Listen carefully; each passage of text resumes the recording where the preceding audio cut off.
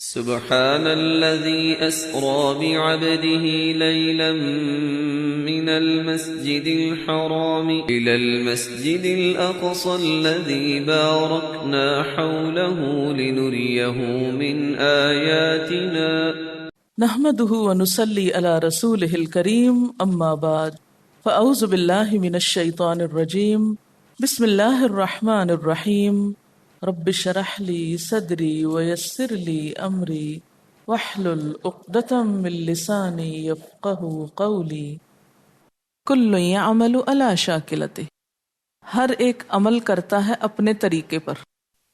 دین ایک ہے، یعنی جیسے انسان ہم سب ہیں لیکن شیڈ مختلف ہیں، زبان، نسل، رنگ مختلف ہے، زمین مختلف ہے جس میں ہم رہتے ہیں، کوئی پہاڑی علاقوں میں رہتا ہے، کوئی میدانوں میں رہتا ہے، کوئی سمندر کے کنارے رہتا ہے۔ اسی طرح عبادات کے طریقوں میں کچھ نہ کچھ فرق ہے۔ مثلا جب آپ نماز پڑھ رہے ہوتے ہیں، چلیے یہاں تو آپ کو ویرائٹی اتنی نہیں ملتی، لیکن آپ مثلا عمرے پر جائیں تو آپ نے دیکھا ہوگا کہ ہیں سب مسلمان لیکن سب کے لباس فرق ہے۔ اچھا، اسی طرح نماز میں کچھ نہ کچھ فرق ہو رہا ہوتا ہے۔ جب اتحیات پہ بیٹھتے ہیں کچھ لوگ بہت انگلی ہلاتے رہتے ہیں، کچھ ایک ہی دفعہ ہلاتے، کچھ ہلاتے ہی نہیں ہیں۔ کوئی ایسے ہیں کہ جو ہاتھ اوپر باندھ کے پڑھ رہے ہوتے ہیں، کوئی نیچے کر کے پڑھ رہے ہوتے ہیں۔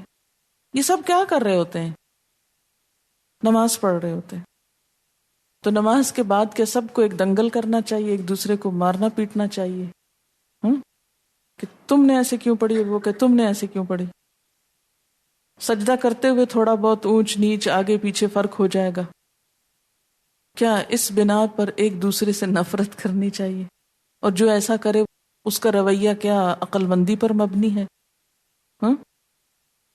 جب سب اللہ کے گھر آئے ہیں، اللہ کے لیے آئے ہیں، نماز پڑھ رہے ہیں، کل یعمل علی شاکلتی، جیسے جیسے اس کو سمجھ آئی ہے اس کے مطابق وہ کر رہا ہے، اس پہ لڑائی کیسی؟ یہ لڑنے کی چیز ہے۔ اس بنا پہ ایک دوسرے کو گمراہ کہہ سکتے ہیں آپ؟ کہنا چاہیے؟ کیا یہ کہنا چاہیے کہ میں فلاں کے پاس ہی نہیں بیٹھ سکتا اس لیے کہ اس کی نماز کا طریقہ میرے طریقے سے مختلف ہے؟ اور دوسرا بھی یہ کہ چونکہ اس کا میرے سے مختلف ہے اس لیے ہم تو ایک جگہ بیٹھ ہی نہیں سکتے، ہم ایک مسجد میں نہیں نماز پڑھ سکتے۔ بھائی یہ ایک تحریر ہے فرقہ بندی کے بارے میں۔ یہ لکھتے ہیں مسلمانوں میں نماز پڑھنے کے مختلف طریقے۔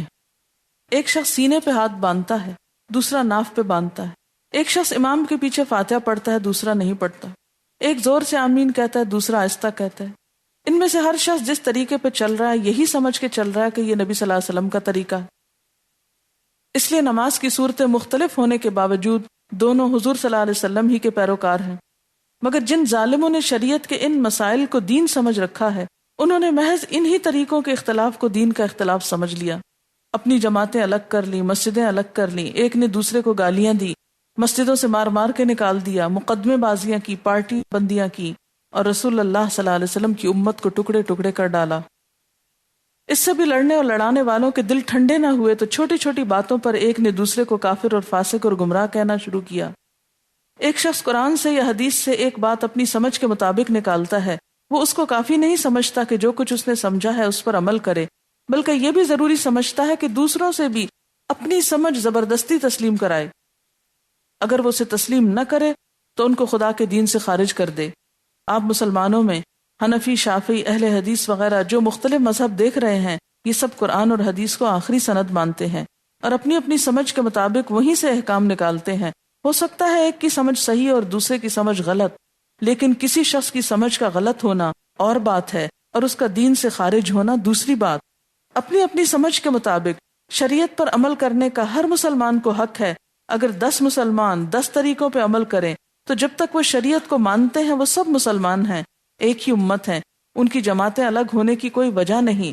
مگر جو لوگ اس چیز کو نہیں سمجھتے وہ انہی چھوٹی چھوٹی باتوں پہ فرقے بناتے ہیں، ایک دوسرے سے کٹ جاتے ہیں، اپنی نمازیں اور مسجدیں الگ کرتے ہیں، ایک دوسرے سے شادی بیاہ، میل جول، ربط ضبط بند کر دیتے ہیں، اور اپنے اپنے ہم مذہبوں کے جتھے اس طرح بنا لیتے ہیں گویا ہر جتھا ایک الگ امت ہے۔ کیا یہ جنگ کفر اور اسلام کی ہے؟ ہدایت اور گمراہی کی ہے؟ اچھے اور برے کی ہے؟ زیادہ سے زیادہ کیا ہے؟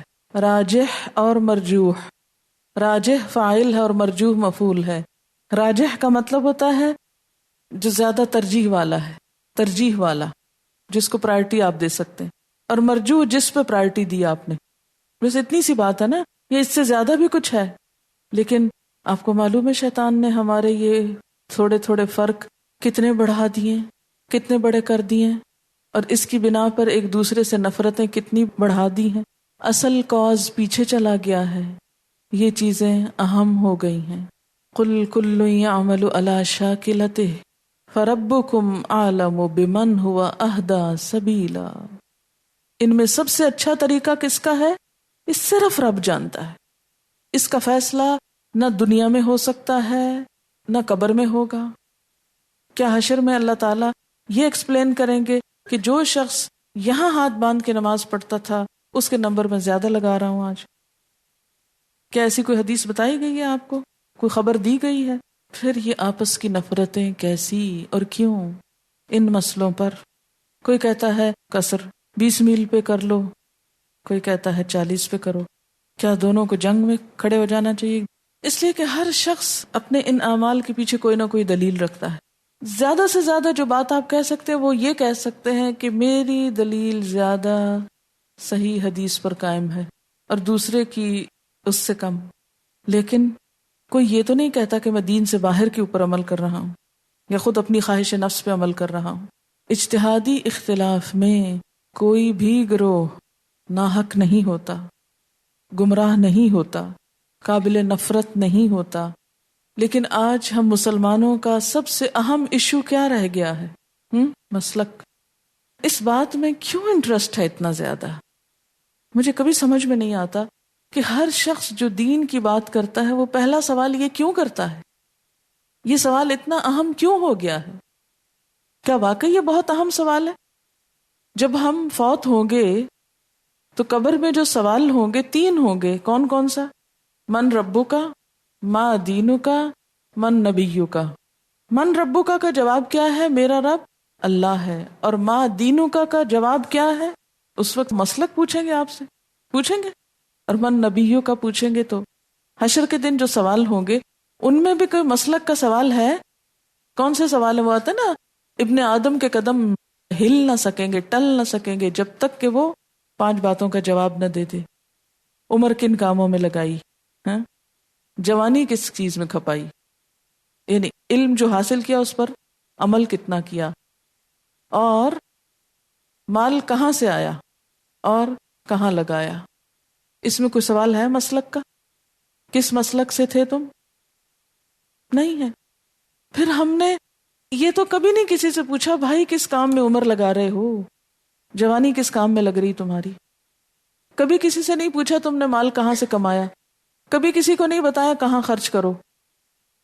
ہم کیوں اس سوال کے پیچھے پڑ گئے ہیں جو کہیں بھی نہیں پوچھا جائے گا، اور جس کے بارے میں قرآن میں کہیں نہیں کہا گیا کہ فلاں مسلک برحق ہے لہٰذا اے سب مسلمانوں تم اس پر آ جانا، ہرگز نہ مرنا، ہرگز نہ موت آئے مگر اس حال میں کہ تم فلاں مسلک پر ہو. یہ کہا گیا؟ نہیں. کیا کہا گیا؟ آیت کیا ہے؟ وَلَا تَمُوتُنَّ إِلَّا وَأَنْتُمْ مُسْلِمُونَ. اس مسلک کی بنیاد پر جتنی نفرتیں عام ہو چکی ہیں مسلمانوں کے اندر، انہوں نے مسلمانوں کو کھوکھلا کر دیا ہے، تکلیف دہ حد تک امت کی وحدت کو پارا پارا کر کے مسلمانوں کو کمزور کر دیا. کبھی صحابہ کرام نے، کبھی تابعین اعظام میں، وہ خیر القرون جس کو کہتے ہیں نا، آپ صلی اللہ علیہ وسلم نے فرمایا خیر القرون قرنی، سب سے بہترین زمانہ میرا زمانہ ہے، ثم الذین یلونہم ثم الذین یلونہم ثم الذین یلونہم. پھر دور صحابہ، پھر تابعین، پھر تبع تابعین، یہ 3 دور اگلے. بس اس میں کبھی کسی نے کسی سے نہیں پوچھا تھا بھائی تمہارا مسلک کیا ہے اور تم کون ہو. یہ اس کے بعد کے دور میں یہ سوال شروع ہوئے ہیں، اور جو دور گزرتے جا رہے ہیں اصل وقت سے دور ہوتے چلے جا رہے ہیں، باقی سب سوال پیچھے چلے گئے ہیں اور یہ سوال سب سے اہم ہو گیا. اور بڑے بڑے لوگ اور چھوٹے چھوٹے سب اسی میں مبتلا نظر آتے ہیں. اور کچھ ایسے ہیں جنہوں نے تو اسلام کو ہی خیر بات کہہ دیا کہ تم لڑ لو آپس میں اس پر، ہم اس کے بغیر ہی بھلے. تو ہم دینی اعتبار سے، دنیاوی اعتبار سے، روحانی اعتبار سے ترقی کر نہیں سکتے جب تک کہ ہم اس خول سے باہر نہیں آتے. تو جو شخص بھی خود کو خول میں بند کر لے پھر وہ پنپ کہاں سے سکتا ہے؟ ہماری ذہنی ترقی رک گئی، ہمارے افکار میں ترقی رک گئی، جمود طاری ہو گیا، ہر چیز بند ہو کے رہ گئی، ترقی کا عمل رک گیا کیونکہ ہم خول میں بند ہو گئے. فَرَبُّكُمْ أَعْلَمُ، تمہارا رب زیادہ جانتا ہے. تو پھر رب سے ہی پوچھنا چاہیے نا، رب سے ہی معلوم کرنا چاہیے. کیا؟ بِمَنْ هُوَ أَهْدَى سَبِيلًا. تو اس آیت کے پھر دو معنی ہو گئے. نمبر ایک معنی کیا ہوا کہ ایک تو ہر ایک جو اپنے اپنے، تو ہر ایک سے مراد مسلمان اور کافر دونوں ہیں. مسلمان اپنے طریقے پہ کام کر رہے ہیں، کافر اپنے طریقے پہ کام کر رہے ہیں. ٹھیک ہے، اب وہ کافر کہتے ہیں ہم بھی ٹھیک ہیں، مسلمان کہتے ہیں ہم بھی ٹھیک ہیں. ٹھیک، تو پھر اصل میں ٹھیک کون ہے؟ کون بتائے گا؟ فَرَبُّكُمْ أَعْلَمُ بِمَنْ هُوَ أَهْدَى سَبِيلًا. اللہ بتائے گا کہ زیادہ ہدایت یافتہ کون ہے. اچھا، اب اگر اس کو صرف مسلمانوں کے کانٹیکسٹ میں لیا جائے اور مسلک کے کانٹیکسٹ میں لیا جائے، قُلْ كُلٌّ يَعْمَلُ عَلَى شَاكِلَتِهِ فَرَبُّكُمْ أَعْلَمُ بِمَنْ هُوَ أَهْدَى سَبِيلًا. تم نہیں کسی کے ہدایت یا گمراہی کے فتوے لگاؤ، اصل میں اللہ ہی کو زیادہ پتا ہے. معاملہ اس پہ چھوڑ دو اور جو سمجھ میں آتا ہے کرتے جاؤ. ایز لانگ ایز تم دین کے اندر ہو، اسلام میں ہو، مسلمان ہو کر موت آ رہی ہے اور فرائض پورے کیے، تم نے ذمہ داریاں نبھائیں، تو تمہارا کام اتنا ہی ہے. باقی کام اللہ کا ہے کہ کس کا طریقہ سب سے زیادہ اچھا تھا. کبھی کبھی انسان یہ سوچتا ہے نا کہ ایسا کیوں نہیں ہوا کہ اللہ تعالیٰ ایک ہی دفعہ فیصلہ کر دیتے کہ بھی اتنے انچ ہاتھ یہاں سے وہاں کر دو اور اتنے اوپر کرو کہ نہ کرو، اور یہ سارے جھگڑے ختم ہو جاتے. لیکن اللہ تعالیٰ نے ایسا کیوں نہیں کیا؟ صریح حکم کیوں نہیں دیے؟ آپ کو پتہ ہے جو صریح حکم ہے نا ان میں کوئی اختلاف نہیں ہے.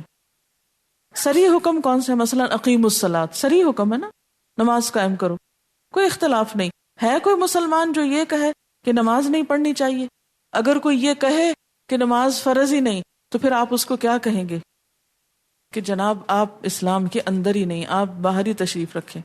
یعنی باہم دو بھی لوگوں میں اختلاف ہے، ہر چیز میں ہے نا، ہمارے پوری باڈی کے سٹرکچر میں، حتیٰ کہ بہن بھائیوں میں بھی ہوتا ہے. اس میں جب دونوں میں کوآپریشن آتی ہے تو کیا ہوتا ہے؟ اس سے کریٹیوٹی آتی، تخلیق آتی ہے، آگے بڑھنے کے مواقع ہوتے ہیں. وہ جیسے پہلے بھی میں نے ایک دفعہ بتایا تھا نا کہ جب دو سر ایک ہی جیسا سوچیں تو وہ کچھ بھی نہیں سوچتے، لیکن جب دو الگ الگ سوچتے ہیں تو ان کو اکٹھا کر کے زیادہ بہتر چیز سامنے آتی. اب آپ دیکھیے کہ اللہ تعالیٰ نے یہ اختلاف کیوں نہیں ختم کیا اور اجتہاد کا دروازہ کیوں کھلا رکھا؟ تاکہ اسلام ہر دور کے مسائل حل کر سکے، مختلف جو ماحول ہیں ان کی ضرورت کو پورا کر سکے. اللہ نے تو رات دن بھی ایک جتنے نہیں رکھے، وہ بھی سارا سال بدلتے رہتے ہیں. مختلف علاقوں میں جو دن کی ڈیوریشن ہے وہ اتنا فرق ہے. مثلا آپ سویڈن، ناروے وغیرہ اسکینڈینیوین کنٹریز میں دیکھیں، گرمیوں میں دن اتنا لمبا ہو جاتا کہ ہارڈلی رات ہوتی، رات کو بھی ایسا لگے گا جیسے ابھی پوری رات نہیں ہو، پوری ڈارکنیس نہیں ہوتی. اور سردیوں میں دن اتنے چھوٹے رہ جاتے ہیں کہ ہارڈلی اسے آپ دن کہیں، اندھیرے ہی اندھیرے چھائے رہتے ہیں. تو اب آپ وہ رولز جو یہاں بیٹھ کے آپ اپلائی کرتے ہیں ان لوگوں پہ کر سکتے ہیں، روزے کے مثلا یا نماز کے اوقات کے. عشاء کا وقت کب شروع ہوتا ہے فقہ کے مطابق؟ جو عام ایک ڈیفینیشن کی گئی ہے عشاء کے وقت کی، کب شروع ہوتا ہے؟ جب شفق غائب ہو جائے، یہی ہے نا. اب مجھے بتائیے سویڈن میں جب شفق غائب ہی نہ ہوگی رات کو تو آپ نماز نہیں پڑھیں گے؟ تو پھر تو آپ کہیں گے ہمارا دین تو ویلڈ ہی نہیں ہے، یہ تو سویڈن کے لیے ہے ہی نہیں. ہاں نہیں ہے نا. اجتہاد کی اب ضرورت ہوگی کہ نہیں ہوگی؟ تو اگر ہم اتنا ریجڈلی اور اتنا اسٹرکٹلی ہر چیز کو حلال حرام کی زد میں لے آئیں گے، آپ دین پر چل ہی نہیں سکیں گے. لوگ دین کو خیر بات کہہ دیں گے. پہلے یہ ہوتا تھا کہ ورائٹی کم تھی، ہر چیز میں چوائسیز ہی کم تھی، تو سمپل باتیں بھی فائدہ دے جاتی تھی. لیکن اب ہر چیز کا سکوپ بہت بڑھ گیا ہے، ہر چیز میں ورائٹی زیادہ آ گئی. تو اگر وہ اجتہاد جو 1000 سال پہلے ہوا تھا وہی آج اپلائی کریں گے، قابل عمل نہیں ہوگا. آپ کو ری تھنک کرنا پڑے گا. آپ یہ تو نہیں کہہ سکتے اقیم الصلاۃ بدل دیں، لیکن اس میں جو مختلف اوقات ہیں نماز کے، مثلا آپ دیکھیں کہ اتنا چھوٹا دن ہوتا ہے کہ بعض اوقات آپ ظہر پڑھ کر ہارڈلی کوئی کام کرتے ہیں کہ عصر شروع ہو جاتی. تو وہاں پر علماء نے کہا ہے کہ آپ 2 نمازیں بھی جمع کر سکتے ہیں. امام مالک کو اپنے دور میں بہت پذیرائی ملی. حکومت وقت نے ان سے کہا کہ آپ ایک کتاب ایسی لکھ دیں کہ جس کو سرکاری طور پہ نافذ کر دیا جائے اور سب بس اسی کی پیروی کریں. انہوں نے سختی سے اس کا انکار کیا کہ ہرگز نہیں، اس لیے کہ پھر اصل دین وہ بن جاتا. حالانکہ امام مالک کا زمانہ بہت ارلی ہے، بہت سی حدیثیں اس کے بعد بھی جمع ہوئیں، تو اب اگر وہ فائنل ورژن قرار پاتا تو باقی دین تو ارریلیونٹ ہو جاتا. تو یہ اللہ تعالیٰ نے وسعت رکھی. اور آج آپ دیکھیں کہ کمپیوٹر کی مدد سے ہم ایک سبجیکٹ پر ساری حدیثیں تھوڑی ہی دیر میں اکٹھی کر سکتے ہیں، سب کچھ ایک نظر میں ہم ایک جگہ دیکھ سکتے ہیں. وہ جو پہلے یہ ممکن نہیں تھا اتنا آسانی سے. اگرچہ لوگوں نے یہ کوششیں کی ہیں لیکن اتنا احاطہ نہیں ہوا جتنا آج کے دور میں یہ ہو گیا. اس دور میں جو ان علماء کے درمیان ڈسکشنز تھی وہ واقعی مسائل کے حل کے لیے تھی. اور اب عموماً کیا ہوتا ہے، عموماً کا لفظ قابل غور ہے، میں ہر ایک کی بات نہیں کرتی، لیکن عموماً اب کیا ہوتا ہے کہ ایسی چیزیں خود کو زیادہ بہتر ثابت کرنے کے لیے اور دوسرے کو کمتر یا گمراہ بتانے کے لیے اب محنت اس پہ ہو رہی. اس کا مطلب یہ نہیں ہے کہ ہر شخص مجتہد ہو جاتا ہے، ہر شخص مجتہد نہیں ہے، لیکن ضرورت اس بات کی ہے کہ صرف کسی ایک اسکالر کو پروموٹ کرنے کی بجائے سب کی کوآپریشن اور کوآرڈینیشن، جیسا کئی ملکوں میں ہو بھی رہا ہے، اس سے جدید دور کے مسائل کا سلوشن تلاش کیا جائے. اور آپ یہ دیکھیے کہ جب کسی ایک خاص مسلک کو نہیں فالو کیا جاتا تو اس کا یہ مطلب نہیں کہ وہ گمراہی کی طرف چل پڑے. وہاں بھی علماء ہی کا فتویٰ موجود ہے جن کو فالو کیا جاتا ہے. کسی بھی عام شخص کے لیے تو وہی کافی ہے جو عالم اس کو بتاتا ہے، اس کی ذمہ داری ختم ہو جاتی. آگے اب عالم کی ذمہ داری ہے کہ وہ کسی بھی چیز کو بتانے کے لیے جمود کا شکار نہ ہو اور صرف یہ نہ دیکھے کہ چونکہ فلاں نے یہ کہا اس لیے میں بھی یہ کہہ دیتا ہوں. اجتہاد کا معنی کیا ہے؟ جہد سے ہے، پھر کوشش کرنا ہے. علم کہیں جا کے اینڈ نہیں ہوتا کہ ہم یہ کہیں کہ 1000 سال پہلے سب ختم ہو گیا، اب ہمیں مزید کچھ کرنے کی ضرورت نہیں. آپ دیکھیے کہ عموماً جب کسی حدیث کو فالو کیا جاتا ہے تو کیا وہ خود لکھی جاتی ہے؟ خود لکھی جاتی کہاں سے لی جاتی؟ کسی کتاب سے لی جاتی نا. مثلاً بخاری سے. امام بخاری کیا مجتہد نہیں تھے؟ وہ عوام سے ہیں یا علماء میں سے ہیں؟ جب آپ کسی ایسی حدیث کو فالو کر رہے ہیں جو امام بخاری نے کوٹ کی ہے تو آپ ایک عالم کی بات پر یقین کر رہے ہیں یا اپنے نفس کی بات پر؟ عالم کی بات پر. امام بخاری کو بھی اجتہاد کا درجہ حاصل تھا. مشکل جو ہوئی ہے ہمارے ہاں وہ دراصل کیا ہے؟ تعصب، کہ میرے بڑے نے جو بتایا ہے وہ زیادہ درست ہے، اس کو ہم زیادہ صحیح سمجھتے ہیں. بنیاد اس میں دلیل نہیں ہوتی، بنیاد اس میں کیا ہوتا ہے؟ تعصب ہوتا ہے. اور یہ تعصب ہی تو دراصل غلط ہے. اگر آپ کسی ایک کی بات اس لیے لے رہے ہیں کہ آپ کے نزدیک وہ زیادہ بڑا عالم ہے تو وہ ایک الگ بات ہے، لیکن صرف اس لیے لے رہے ہیں کہ چونکہ میرا خاندان اس سے متعلق ہے، میرا ملک اس سے متعلق ہے، یا میری برادری اس کو فالو کرتی ہے، تو کیا یہ دلیل ہے کسی بھی چیز کو لینے کی؟ یہ دلیل نہیں ہے. قُلْ كُلٌّ يَعْمَلُ عَلَى شَاكِلَتِهِ. تو آج کے لیے اس آیت سے 2 سبق نکلے. ایک تو یہ مسلمان اور غیر مسلم، جو بیسیکلی آیت کا مطلب ہے کہ ہر ایک کہتا میں صحیح ہوں، اور صحیح دراصل کون ہے؟ اللہ جانتا ہے. تو ہمیں کیا کرنا چاہیے صحیح کی پہچان کے لیے؟ ذالک الکتاب لا ریب فیہ ھدی للمتقین کو پکڑنا چاہیے. اور اگر اس کو ایک بڑے مفہوم میں پھر دین کے اندر مختلف کاموں کو مختلف طریقوں سے کرنے پر اگر لیں تو بات یہ ہے کہ ایسے میں دراصل اللہ ہی بہتر جانتا ہے کہ اہدا کا کیا مطلب ہے؟ زیادہ ہدایت یافتہ، زیادہ صحیح بات کس کی ہے. یہ معاملہ اللہ پہ چھوڑ دو، اس کو اپنی عقل یا کسی انسان سے فیصلہ مت کرواؤ اس کا. وَيَسْأَلُونَكَ عَنِ الرُّوحِ، اور یہ سوال کرتے ہیں آپ سے روح کے بارے میں. یہ روح کیا ہوتی ہے؟ روح کا لفظ 2-3 معنوں میں استعمال ہوتا ہے. ایک تو روح القدس کو بھی کہا گیا جبریل امین کے لیے، نزل بہ الروح الامین. پھر قرآن پاک میں روح بمعنی وحی بھی استعمال ہوا. قرآن پاک میں آتا ہے یلقی الروح من امرہ علی من یشاء من عبادہ، وہ ڈالتا ہے روح یعنی وحی اپنے حکم سے جس پر چاہتا ہے اپنے بندوں میں سے۔ ایک اور آیت میں آتا ہے وَكَذَلِكَ أَوْحَيْنَا إِلَيْكَ رُوحًا مِّنْ أَمْرِنَا مَا كُنْتَ تَدْرِي مَا الْكِتَابُ وَلَا الْإِيمَانُ وَلَكِنْ جَعَلْنَاهُ نُورًا نَهْدِي بِهِ مَن نَّشَاءُ مِنْ عِبَادِنَا وَإِنَّكَ لَتَهْدِي إِلَى صِرَاطٍ مُّسْتَقِيمٍ۔ اور اسی طرح ہم نے آپ کی طرف اپنے حکم سے روح کو اتارا ہے، آپ اس سے پہلے یہ نہ جانتے تھے کہ کتاب اور ایمان کیا چیز ہے۔ اور پھر روح جو انسانی جسم کے اندر ہوتی، دراصل روح لفظی معنی ہوتا ہے وہ لطیف چیز جو کسی کو نظر نہ آئے، لیکن ہر جاندار کی زندگی، موت اور توانائی اسی روح کے اندر چھپی ہوئی ہو۔ روح کیا ہے؟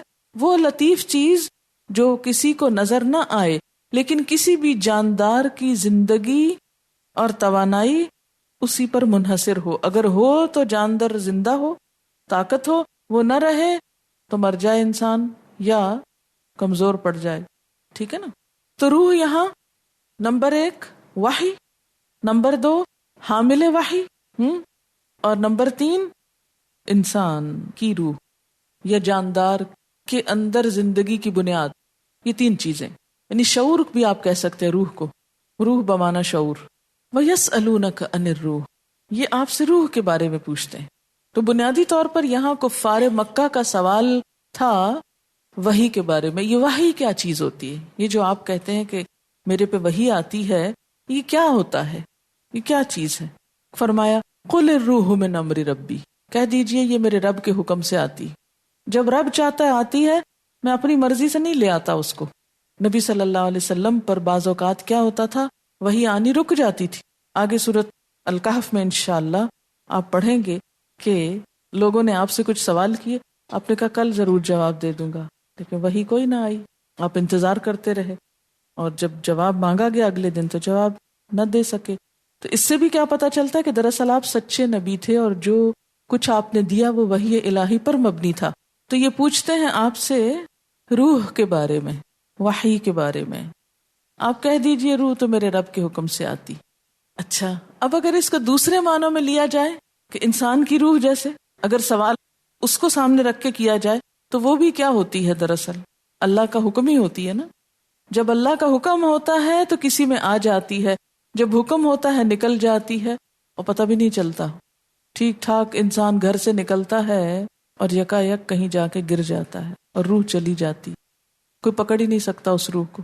اللہ کا حکم ہوا آئی، اللہ نے حکم دیا چلی گئی، تو وہ بھی کیا ہے؟ امر ربی ہے۔ حتیٰ کہ ماں کو بھی نہیں پتا چلتا کہ کب اس کے پیٹ میں بچے کے اندر روح آ گئی، اور بعض اوقات ماں کے پیٹ میں ہی بچے فوت ہو جاتے ہیں اور روح نکل بھی جاتی ہے اور ماں کو پتہ ہی نہیں چلتا کہ وہ نکل بھی گئی ہے۔ تو یہاں پر فرمایا وہ تو میرے رب کے حکم سے۔ اچھا، اگر اس کو جبریل امین کے معنی میں لیا جائے تو وہ بھی کب آتے تھے یا کیوں آتے تھے؟ الروح من امر ربی، اللہ کے حکم سے آتے تھے، وہ خود نہیں آتے تھے۔ سورۃ البقرہ کی آیت نمبر 97 میں آتا نا، کل من کان عدوا لجبریل فانہ نزلہ علی قلبک باذن اللہ مصدقا لما بین یدیہ وہدی وبشری للمؤمنین۔ آپ ان یہود سے کہہ دیجئے کہ جو شخص جبریل علیہ السلام کا دشمن ہے اسے معلوم ہونا چاہیے کہ جبریل علیہ السلام ہی نے تو اس قرآن کو اللہ کے حکم سے آپ کے دل پر اتارا ہے، جو اپنے سے پہلی کتابوں کی تصدیق کرتا ہے، اور اس میں مومنوں کے لیے ہدایت اور خوشخبری ہے۔ اب آپ دیکھیے کہ ان تینوں معنوں کے اندر ایک لنک ہے۔ روح الامین لے کر آئے کیا؟ روح۔ کس کی اصلاح کے لیے؟ روح کی، کیونکہ روح بگڑ جائے تو سب بگڑ جاتا ہے۔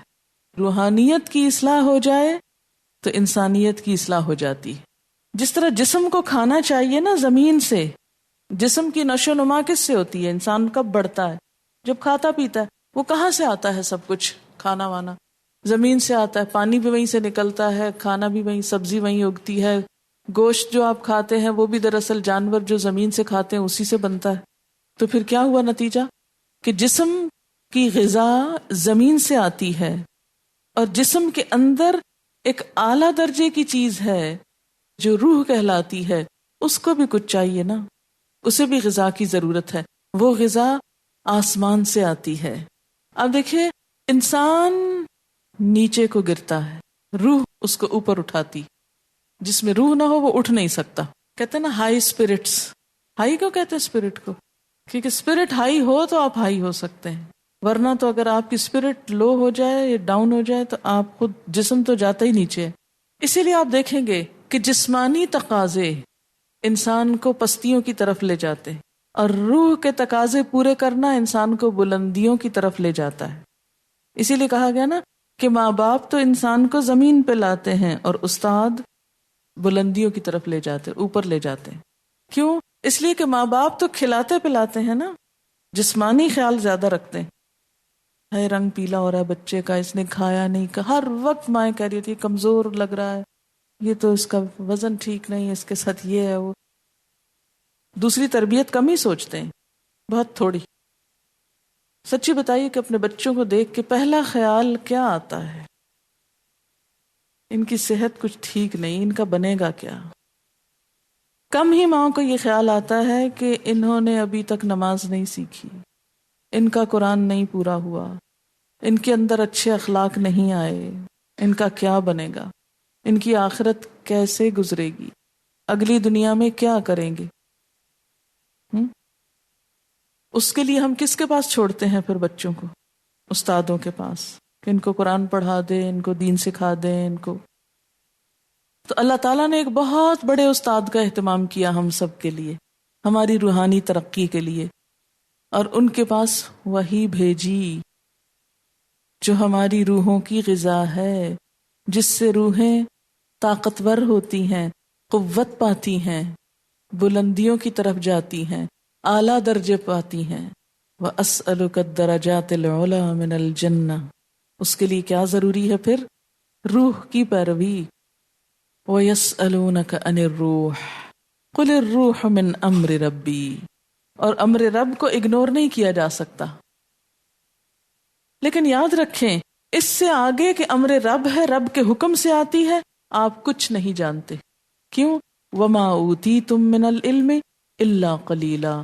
تمہیں علم میں سے بہت تھوڑا ملا ہے، اور یہ ایک حقیقت ہے.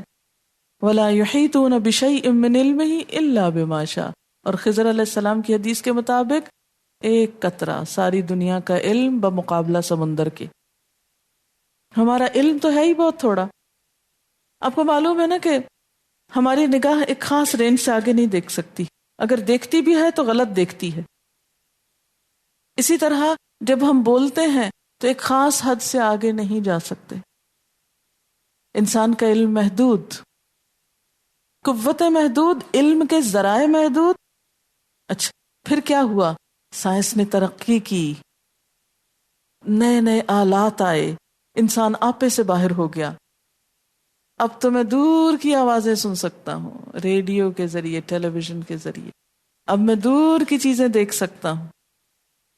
اب تو میں جراثیم بھی دیکھ سکتا ہوں دوربین کی مدد سے، مائکروسکوپ کی مدد سے. اب تو میں آسمانوں کے ستارے دیکھ سکتا ہوں، دن میں ستارے دیکھ سکتا ہوں. اتنا بڑا ہو گیا ہوں، خود کو خدا سمجھ بیٹھا. کہا یہ کیا بات ہوئی، تمہارا علم تھوڑا ہے. اب تو ہم ان لمیٹڈ چیزیں دیکھ سکتے، ہر چیز دیکھ سکتے ہیں. لیکن 20ویں صدی میں 20th سینچری میں داخل ہوتے ہی انسان کو پھر ہار ماننی پڑی کہ ہمارے آلات وہ پر اسرار دنیا کو نہیں دیکھ سکتے. یہ بلیک ہولز ابھی تک ایک معمہ ہے، پتہ نہیں کیا چیز ہے حقیقت میں، ابھی نہیں راز کھلا. اس کے پیچھے کیا ہے نہیں پتا، لا علم ہے. وہ نظریہ بدل گیا کہ سب کچھ دیکھ سکیں. حقیقت یہ ہے کہ انسان کا علم ہے ہی بہت تھوڑا. جتنی بھی کوششیں، یعنی ڈائریکٹ اپنی نیکڈ آئی سے یا اپنی خود صلاحیتوں سے یا مشینوں کی مدد سے بھی، وہ سب کچھ نہ جان سکتا ہے نہ دیکھ سکتا. آپ کو پتا ہے کہ ابھی تک جتنی بھی جسم پہ ریسرچ ہوئی ہے، کہا جاتا ہے کہ 35% تک انسان نے خود کو ڈسکور کیا، باقی حصہ ابھی خود انسان بھی اپنے آپ کو نہیں جان پایا. وآخر دعوانا ان الحمد للہ رب العالمین. سبحانک اللہم وبحمدک اشہد ان لا الہ الا انت استغفرک واتوب الیک. السلام علیکم ورحمۃ اللہ وبرکاتہ.